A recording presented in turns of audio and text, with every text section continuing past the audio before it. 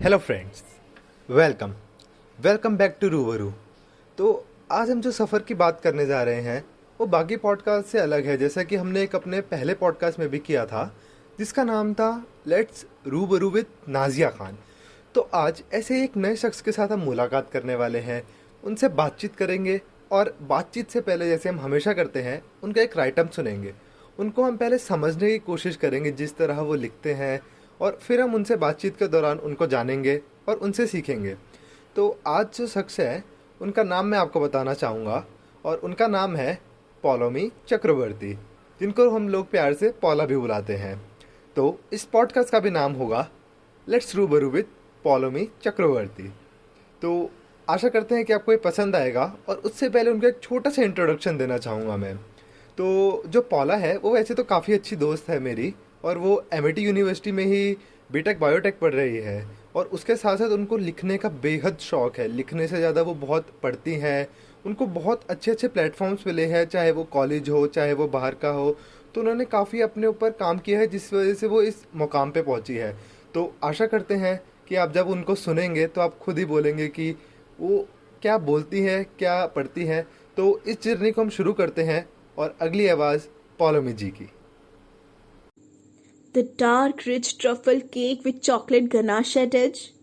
The sauce drizzled on the surface, the icing smooth, looked as lace. The cake looked so tempting, I wanted to taste it as it was so enticing. With money in hand, I tried to grab that piece, but the glass in between made my hands freeze. This glass was not of the brown pinewood shelf, but the glass of my insecurities and diffident thoughts, which grabbed my hand, and there was fear. Some words echoed through my ear. "You're fat and overweight" was all I could hear. I suddenly recalled my strict plan of diet. My choice and insecurities again had a fight. I turned back, shifting from the rack, moving out of the bakery store, leading insecurities triumph, rejoice, and roar. These thoughts injure my mind, which developed to scars, and insecure is all I feel. And trust me, these wounds are difficult to heal. Those aunties in the wedding, their forehead skin squeezed, making a frown. They were despising my complexion, which is brown, with suggestions of applying multani mitti. Add some haldi. Besan will be perfect. Beta, you're fair and lovely, and you won't regret.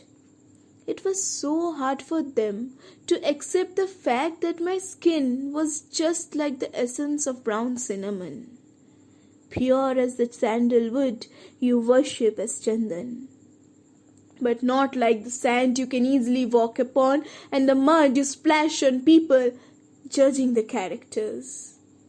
Their eyes are overpowering, judging, controlling. Wear heels, you are short, even if it hurts. No, wait, don't. You look like roadside sluts. Don't wear the crop top, people will see your stretch marks. Wear sari. For sanskar, you get extra marks. Just shut up. All around me, there are aunties judging, groups mocking, people laughing, crowds crowning, public trolling, and there's me, collecting, gathering, and adding on my insecurities. People speak, comment, smile, and leave. But I stay there with thoughts I don't want to believe. Inside me, there are insecurities screaming. No one to hear the sounds as the seam of people are whispering. Nobody knows that now these are nightmares I'm dreaming. So understand that these insecurities in past might have stopped you. These trolls in present are stopping you. These comments in future can even stop you. Sorry, aunties, you had to live carrying these burden of insecurities. But in this generation of hashtag, memes and trolls, all I'm waiting for is hashtag stop commenting, hashtag stop judging, hashtag stop mocking, hashtag stop trolling, and hashtag stop feeling insecure. This was a piece of poetry on how normally people joke about others and consider that to be funny. But not everything is fun for everyone. You may find something funny about me and make a great joke. I may laugh with you the first day, the second day, but I will question the thought and myself in the third day. That's how insecurities build up. Body shaming, slut shaming, bullying is not so cool. It takes years to cope with insecurities, and sometimes we die with it. It is hard to love self when you're living inside a bubble of hate. It's time we pop it and support everyone to face themselves and accept the way everyone is. तो guys शायद आप सब लोग भी अभी कुछ time के लिए ब्लैंक हो गए होंगे कि वाओ, मतलब मेरे माइंड में पहला वर्ड आया है कि दिस इज अमेजिंग। मतलब कि जो इस तरीके से बोला है, जिस तरह से टॉपिक पोर्ट्रे किया है, मतलब ऐसा टॉपिक हर कोई बोल नहीं पाता और पॉलमी ने इतना अच्छे तरीके से उसको प्रेजेंट किया। So this is amazing, heads off to you Poulami. तो पॉलमी जी हमारे साथ जुड़ चुकी हैं आज और हम पहला क्वेश्चन उनसे बातचीत करेंगे तो उनके बारे में जानेंगे। तो पहले हम पॉलमी जी ये जानना चाहते हैं कि पहली बार मतलब आपने कब अपनी लाइफ में लिखा या कुछ बोला, मतलब कौन क्या एज थी और आपका क्या एक्सपीरियंस था जब आपने ये चीज़ पहली बार लिखी? क्योंकि अभी जो लिखा वो ऑब्वियसली इतने नरिश वे में आपने लिखा कि शायद आपको इतना एक्सपीरियंस हो चुका है उस चीज़ को करने का। तो मेरे ख्याल से हम सब यही जानना चाहेंगे कि आपने पहली बार कब कैसे स्टार्ट हुई थी जर्नी लिखने की और बोलने की। Over to you Poulami. बोलना और लिखना दोनों मेरे लिए अलग अलग वक्त पे शुरू हुए थे। अगर आप बचपन में भी देख ले तो बच्चा बोलना पहले सीखता है और लिखना बाद में। तो ये सेम चीज़ मेरे साथ भी हुई थी। स्टेज पे बोलना मैंने इसलिए सीखा था क्योंकि मुझे स्टेज बहुत पसंद था। वो मुझे एक बार जब आप स्टेज पे चढ़ जाते हो ना, आपको तलब होने लगती है कि मुझे बार बार वहाँ पे जाके बोलना है। तो स्कूल में पोइट्री रेसिटेशन कंपटीशन होते थे, फिर एलोकेशन होता था, डिबेट होता था। तो इस तरह से मेरा भी मन लग गया था कि हाँ मुझे वहाँ पे बोलना है। और धीरे धीरे मैं पब्लिक स्पीकिंग में जाती रही। फिर मैंने नेशनल्स में परफॉर्म किया, रीजनल लेवल्स पे परफॉर्म किए हैं काफ़ी जगह पे। और बस इसके बाद फिर मतलब जब बोलती थी तो कभी कभी ऐसा होता था कि डिबेट लिखना है तो चलो इस बार गूगल से ना छाप के खुद से लिख लेती हूँ। तो जब मैंने वो खुद से लिखना शुरू किया तो एक अच्छा सा लगना लगा कि हाँ चलो ग्रामर अच्छी है मेरी, मैं सेंटेंस अच्छे फॉर्म कर लेती हूँ, मेटाफर्स ढूंढ लेती हूँ चीज़ों में। बट जो मेरी पहली कविता थी वो मेरी मम्मी के लिए मैंने एक बर्थडे पे पोएम लिखी थी। मतलब कार्ड बनाना था और कुछ लिखने के लिए नहीं मिल रहा था, तो मैंने सोचा था कि चलो खुद से कुछ लिखते हैं। तो मेरी पहली कविता थी। शायद मैं फोर्थ फिफ्थ में पढ़ती थी, तो वो मेरी पहली कविता थी। और फिर जैसे जैसे इमोशंस आते गए, दुनिया की समझ होती रही, शब्द बढ़ते गए और बस लिखना शुरू कर दिया मैंने। ओह ग्रेट, मतलब काफ़ी अच्छा सफ़र है आपका। जैसे आपने बोला कि 4th क्लास में पहली बार लिखा था, तो इतने कम एज में मेरे ख्याल से मैं तो खुद शायद बस घर पे आके पढ़ के और खेलने चला जाता था। बट इट्स रियल नाइस कि हाँ आप कुछ लिख रहे हो, कुछ लाइफ में सीख रहे हो। जैसे आपने बताया कि आप मेटाफर भी ढूंढते थे और जैसे लिखने का आपको खुद से शौक चढ़ा कि गूगल से तो सब देखते ही है, क्यों ना खुद से लिखा जाए। तो ये बहुत अच्छी चीज़ है जो शायद मैं देखता हूँ कि हम सब सीख सकते हैं आपसे। तो बहुत अच्छा लगा। तो पॉलमी आगे बढ़ते हैं। तो अगर हम बात करें सिर्फ नॉर्मली स्पीकिंग की, तो आपके फ्रेंड्स या फैमिली जैसे होता है कि एक सपोर्टिंग रोल बहुत प्ले करते हैं, चाहे हम स्कूल में हो, कॉलेज में, वो आपको कितना सपोर्ट दे रहे हैं। तो आपकी जर्नी में कहाँ कैसे आपको कैसा लगा कि किसने आपको सपोर्ट अच्छा दिया जिसकी वजह से आप इस प्लेटफॉर्म पे पहुंचे, या खुद के बलबूते पे, या जो भी आप शेयर करना चाहे आपके व्यूज इस पे? सपोर्ट काफ़ी इम्पोर्टेंट है and I am really very privileged कि मेरे आसपास के लोग इतने सपोर्टिव हैं जो ये चाहते हैं कि मैं इसके आगे इस राइटिंग को लेकर आगे भी कुछ करूं। एंड मुझे लगता नहीं मैं इतना अच्छा लिखती भी हूँ जितनी वो मेरी तारीफ़ करते हैं, जितना वो मुझे एनकरेज करते हैं कि और लिखना चाहिए। बट हाँ काफ़ी सपोर्टिव है। मेरे फैमिली भी, मतलब मैं जब भी कुछ लिखती हूँ तो मेरी मम्मी या फिर मेरी दीदी मेरे फर्स्ट ऑडियंस होते हैं कि सुनो मैंने कुछ लिखा है, और वो हमेशा बहुत अच्छे से सुनते हैं और बहुत अच्छे से मतलब इंकरेज करते हैं उस चीज़ को, खामियां भी बताते हैं कभी कभी। तो फैमिली बहुत सपोर्टिव है, बट हाँ ये तो है कि उनको भी ऐसा है कि रिस्क नहीं लेना चाहिए लाइफ में। तो थोड़ी सी पहले तुम स्टेबल हो जाओ, स्टेबिलिटी आ जाए लाइफ में, फिर तुम कुछ और का सोचना। तो उनका है कि पहले कोई एक अच्छी सी जॉब ले लो, थोड़े पैसे कमा लो, side by side don't stop writing, do keep on keep this content writing thing going on, and जब आगे और मौका मिले तो इसको ज़रूर एक्सपेंड करना। तो उनका वही है कि एक स्टेबिलिटी होनी चाहिए लाइफ में। और मेरे फ्रेंड्स काफ़ी सपोर्टिव हैं, वो मतलब अगर वो नहीं होते तो मैं ये नहीं लिख पाती हर जगह पे। मतलब कॉलेज के दोस्त खासकर मेरे बहुत बहुत ज़्यादा मेरे को मोटिवेट करते हैं, और उन्हीं की वजह से है कि इतना मैं लिख पाई हूँ, इतना मुझे समझ आई है चीज़ों की। तो हाँ, अगर मौका है तो मैं उनको एक बहुत बड़ा थैंक यू बोलना चाहूँगी। आई मस्ट से मतलब काफ़ी अच्छा लगता है, खुद सबको ही अच्छा लगता है कि जब उनके फ्रेंड्स और फैमिली सब उनका साथ दे, चाहे वो लिखना हो, बोलना हो या कोई भी एक्टिविटी हो। तो आपकी जर्नी में भी जितना आपने बताया तो काफ़ी अच्छा लगा कि हाँ आपके पास ऐसे लोग हैं आसपास जो आपकी हेल्प करते हैं आगे बढ़ने में। तो काफ़ी अच्छा लगा ये चीज़ सुन के, और ये भी काफ़ी सही अप्रोच है आपकी। आप जैसे कैलकुलेटेड रिस्क ले रहे हो कि जॉब के साथ साथ फॉलो करना, क्योंकि हम यूट्यूब पे भी काफ़ी लोगों को सुनते हैं, स्पेशली जैसे बहुत सारे चैनल्स है, टेरिबल टाइनी टेल्स और ईयर कोड, मतलब उस पर भी हमें अच्छा लगता है। तो आपको भी मतलब सुन के हम ऐसा देख रहे हैं कि फ्यूचर में हम आपको वहाँ सुनेंगे जिस तरह से आप लिख रहे हो, और हम आपके फ्रेंड्स और फैमिली तो हमेशा साथ रहेंगे ही। तो उसके लिए भी ऑल द बेस्ट आपको आगे के लिए। और नेक्स्ट मैं आपसे पूछना चाहता हूँ कि नॉर्मल जैसे हम लैंग्वेज की बात करें तो कुछ लोगों की प्रेफरेंस होती है कि हाँ वो एक इंग्लिश में बोलना चाहते हैं, सम प्रेफर कि हाँ मुझे हिंदी में ही बोलना अच्छा लगता है, या रीजनल लैंग्वेज, जैसे आपकी रीजनल लैंग्वेज है कोई, तो आपको सबसे अच्छा किस लैंग्वेज में बोलना अच्छा लगता है? देखिए, अब जो फीलिंग्स होते हैं, जो इमोशंस होते हैं, वो तो किसी लैंग्वेज के मोहताज नहीं होते, वो किसी भी भाषा में आ सकते हैं। अब मेरी पकड़ दोनों इंग्लिश और हिंदी में है, मैं दोनों में अच्छे से लिख सकती हूँ, ऐसा मैं मानती हूँ। बाकी जब कोई भी ऐसा थॉट आता है मेरे दिमाग में, तो कभी कभी दिमाग अपने आप वर्ड्स फ्रेम करने लग जाता है, लाइन्स फ्रेम करने लग जाता है। तो अब वो डिपेंड करते हैं कि वो इंग्लिश में है या फिर हिंदी में है। But then I go for a round check, and मैं देखती हूँ कि इसमें मेटाफर्स बैठ रहे हैं या नहीं, कौन सी लैंग्वेज में जो है एलिट्रेशन सही है, मेटाफर सही है, एक जो मीटर है, मीटर सही आ रहा है या नहीं। तो फिर पोएटिक डिवाइसेस कंसेप्ट देख के I choose the language. Regional language मेरी बंगाली है, and it is like Bengali culture is very good, very authentic and बहुत कलरफुल है, एंड काफ़ी कुछ सीखने के लिए बंगाली में। मुझे बंगाली पढ़नी आती है, बोलनी आती है, पर लिखनी नहीं आती।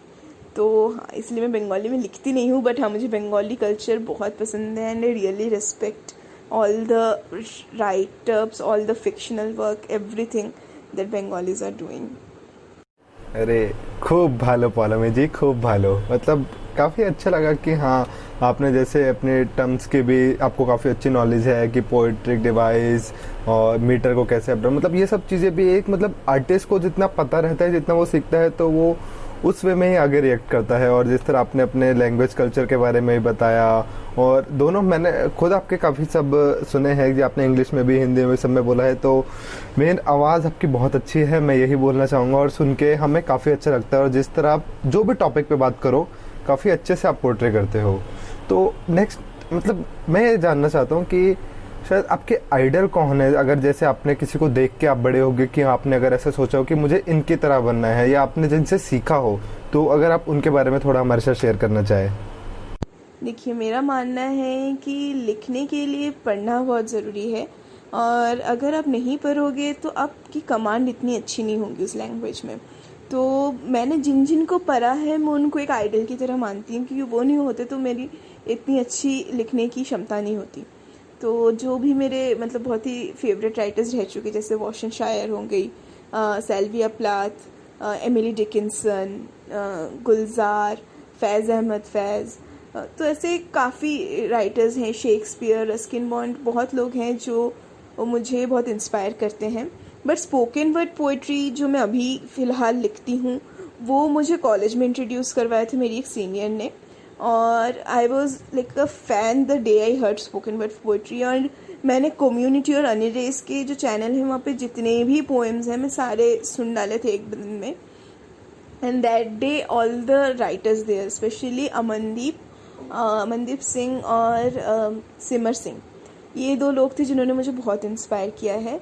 और जहाँ तक सवाल रहा कि मैं किसकी तरह बनना चाहती हूँ, मैं ये समझती हूँ कि सबका अपना राइटिंग स्टाइल होता है, और वो इसीलिए एक अच्छा राइटर बनता है क्योंकि उसकी सोच, उसकी राइटिंग स्टाइल यूनिक होती है। तो मैं किसी की तरह बनना नहीं चाहती। डेफिनेटली जिन लोगों को मैंने पढ़ा है, जिन लोगों से मैंने सीखा है, उन्होंने मुझे बहुत हेल्प किया है मेरी लाइफ में, बट मैं उनकी तरह नहीं बनना चाहती, मैं अपनी तरह बनना चाहती हूँ। अगर रस्किन बॉन्ड आप शेक्सपियर जैसे बनना चाहता तो वो रस्किन बॉन्ड नहीं बन सकता था, तो उसी तरह पोलो में किसी की तरह बनना नहीं चाहती। अमेजिंग मिस पॉलमी, तो अप्रोच काफ़ी अच्छी है आपकी लाइफ में, थिंकिंग भी मुझे बहुत अच्छी लगी कि हाँ आप पॉलमी ही बनना चाहते हो। तो मुझे लग रहा है शायद मैं बहुत सही टाइम पे पॉडकास्ट रिकॉर्ड कर रहा हूँ, क्योंकि पता नहीं कि आगे आप शायद कहाँ बिजी हो जाओ, आपको एक प्लेटफॉर्म्स मिल जाए तो एडवांस में रिकॉर्ड करूँगा, तो आप जितने फेमस होगे शायद ये पॉडकास्ट भी उतना ही फेमस हो। तो ये काफ़ी अच्छा लग रहा है आपसे बातचीत करके। तो अब हम इस पॉडकास्ट में आगे बढ़ते, मतलब ये जानना चाहता हूँ कि जैसे आपने अभी बात करी हमारे इस राइटअप में आपके इनसिक्योरिटीज़ के बारे में है, तो ये टॉपिक पहले तो आपने काफ़ी अच्छे बोल्ड टॉपिक पे बात करी है, तो heads off to you. And आपके ओपिनियन और बिलीव्स क्या है कि आप दूसरे पर्सन की थिंकिंग कैसे चेंज कर सकते हो इसको लेके, तो क्या आपके इसके क्या व्यूज है इस बारे में? इनसिक्योरिटीज़ एक ऐसी चीज़ है जो हम ना जानते हुए ना लोगों में पैदा करके चले जाते हैं, मजाक मजाक में बोल के, या फिर कभी टॉन्ट के टोन में बोल के, बहुत कैजुअली हम बोल देते हैं, पर सामने वाले इंसान पे उस चीज़ का क्या इम्पैक्ट पड़ रहा है ये हमें नहीं पता होता। एंड दिस इज़ समथिंग जो आपको बहुत अंदर से खाता है। लाइक मैं बचपन से I was very concerned about the way I look. बस लाइक मैं मोटी हूँ, मेरा स्किन टोन डार्क है, तो स्ट्रेच मार्क्स दिखते हैं, तो वो चीज़ें बहुत अंदर से खाती हैं, and it has impacted me till today. आज भी मैं बाहर जाती हूँ, मुझे स्लीवलेस टॉप लेना तो मैं नहीं ले पाती कि स्ट्रेच मार्क्स दिखेंगे। तो वो जो 1-2-3 शब्द होते हैं ना जो हम बोलते हैं, वो सामने वाले को किस तरह इफेक्ट करेगी और कब तक इफेक्ट करेगी हमको नहीं पता। तो आई थिंक इसके एक ही सॉल्यूशन है कि हम समझें कि हर इंसान जैसा है वैसा ही अच्छा है, हम ब्यूटी स्टैंडर्ड्स ना बनाएं और किसी भी चीज़ को ऐसे एक पर्टिकुलर क्राइटेरिया में ना बांध दें। हर इंसान उसकी हर एक क्वालिटी उसके हिसाब से परफेक्ट है, वो उसे इम्प्रूव कर सकता है बट वो उसे बदल नहीं सकता। You don't need to change, you just need to improve. तो इट्स ओके वो इंसान जैसा भी है कैसा भी है, आपके अंदर की खुद की इनसिक्योरिटीज़ हैं, आपको ये समझने की ज़रूरत है कि परफेक्ट हो। एंड या it is very important to choose the words we say. So whenever you see a person just and you want to comment something, just ask it twice कि अगर आप उसकी जगह पे होते तो आपको कैसा लगता। तो आई थिंक ये बेस्ट सोल्यूशन होगा ये समझने का कि इनसिक्योरिटीज़ क्या होती हैं और हम उनसे कैसे लड़ सकते हैं। बाकी आई रियली होप कि ये कोई चेंज लाए एंड लोगों को अपने खुद से नफरत ना हो, इनफैक्ट किसी से भी नफरत ना हो। आई मस्ट से कि बहुत सही बात बोली आपने, स्पेशली इनसिक्योरिटीज़ को लेके कि शायद हमें पहले खुद को समझना पड़ेगा, खुद को बदलना पड़ेगा। क्योंकि मैं खुद जब ये चीज़ मैंने खुद घर ऑलमोस्ट लाइक स्पेशली हमारे सबके घर में मिडिल क्लास फैमिलीज में ये होता है कि जब भी हम कुछ बातचीत करते हैं तो कहीं ना कहीं घर पे घूम फिर के बात आती है कि तू ऐसा दिख रहा है तो मुल्तानी मिट्टी लगा ले, जो आपने अपने राइटअप में भी डिस्कस किया। तो ऐसी बहुत सारी कॉमन सी चीज़ें हैं जिसको शायद हमें समझना पड़ेगा कि क्यों लगा है, हमारा पर्पस क्या है उस चीज़ को पीछे।